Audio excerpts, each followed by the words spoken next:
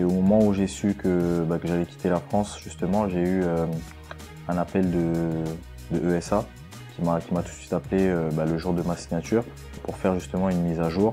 À l'étranger, je connaissais pas trop le règlement. J'ai préféré rester où je suis, forcément à ESA, où ça fait 3 ans que je suis engagé et que je connais très bien le personnel qui y travaille. Alors effectivement, comme l'a dit Yenny, le jour où Yenny a eu la chance de signer en Angleterre, je l'ai tout de suite contacté pour le remettre aux franchises du pays. Et quand un joueur français part à l'étranger, moi je dois être très réactif.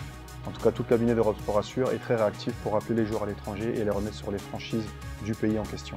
Ma femme, à partir du moment où j'ai signé, forcément, avec mon fils, ils allaient me suivre, donc fallait justement mettre aussi ça à jour.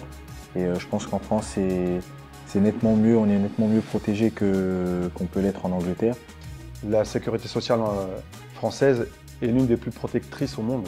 Et quand on part en Angleterre, bien sûr, ces droits-là s'arrêtent et se coupent. On lui a proposé directement un contrat expatrié pour pouvoir protéger toute sa famille.